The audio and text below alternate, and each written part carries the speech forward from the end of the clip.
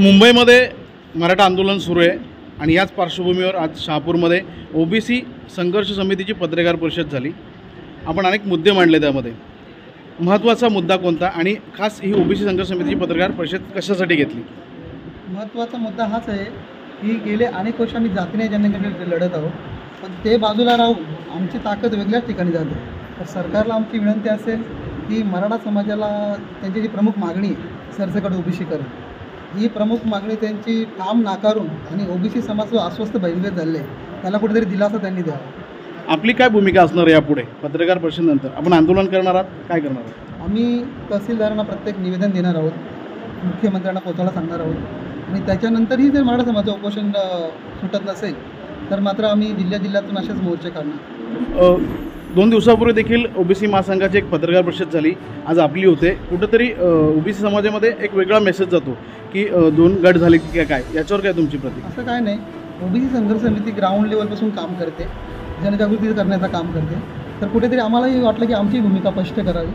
OBC महासंघ हे आंदोलन मोर्चे करत असते, त्याच्यामुळं दोघांचे जरी कार्यपद्धती वेगळी असलं पण हेतू एकच आहे की ओबीसी समाजाला न्याय मिळाला पाहिजे। अपुताई, आपण देखील अनेक वेळा आंदोलन केलं आहे ओबीसी समाजासाठी, आपण देखील महासंघाच्या पत्रकार परिषदेत होतात आणि आज देखील संघर्ष समितीच्या पत्रकार परिषदेत, काय नेमकी भूमिका आहे? भूमिका अशी आहे की हे आमची युवा पिढी आहे आणि युवा पिढी ज्या पद्धतीने लढते त्यांना सपोर्ट करणं आमचं काम आहे। राष्ट्रीय ओबीसी महासंघाची एक सदस्य म्हणून मी आज इथे हजर आहे आणि यांच्यासोबत एकत्र उद्याच्या आंदोलनामध्ये सगळेच सामील होणार आहेत। कोणी कुठलंही दुमत नाही आहे या गोष्टीमध्ये आणि कोणी असं समजू नये की कुठली दुही आमच्यामध्ये आहे।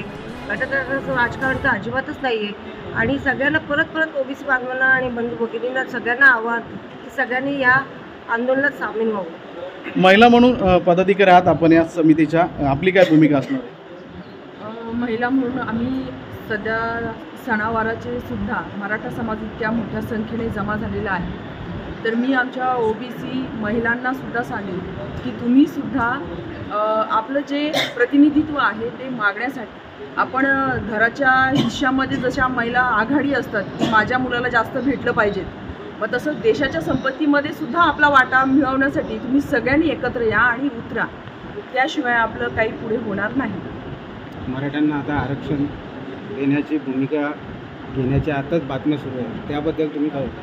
त्याच्याबद्दल आम्ही आक्षेप नोंदवणार आहोत, कारण आधीच त्यांना 58 लाख लोकांच्या नोंदी सापडल्यामुळे आधीच ओबीसी समाजाचं खूप नुकसान झालं। तर असं आता हैदराबाद याच्यात ते 1884चं आहे, एवढं तुम्ही खोलवर जाल तेवढं आमचं नुकसान होणार आहे, त्यामुळे त्याच्यावर आम्ही आक्षेप नोंदवणार आहोत। आणखी आमचं ओबीसींचं असं म्हणणं आहे, आरोप आहे असं समजा की 27% आरक्षणामध्ये जे राजकीय आरक्षण आहे ते राजकीय आरक्षण मिळावं म्हणून मराठा समाज जास्त धडपड करते ओबीसीमध्ये येण्यासाठी। 27% देणार काय आणि कोणाला देणार? 360 जर आम्ही आहोत जाती, तर आमच्याच जातींना कमी पडतं तर तुम्हाला कुठे अजून घ्यावं? आणि ओबीसीचं आरक्षण वाढवावं सरकारने, आम्हाला 27पेक्षा जास्त आरक्षण द्यावं ना सरकारने, ते जर मिळत नाही आम्हाला, मग तुम्ही आता मराठ्याला जर आमच्यात टाकलं तर उपयोग काय? मग मराठा समाज म्हणतो की आम्हाला सरसकट ओबीसीमध्ये द्या, मग मराठा समाज काय नामशेष होणार का? की मराठा समाजच राहणार नाही? हा एक महत्त्वाचा मुद्दा आहे।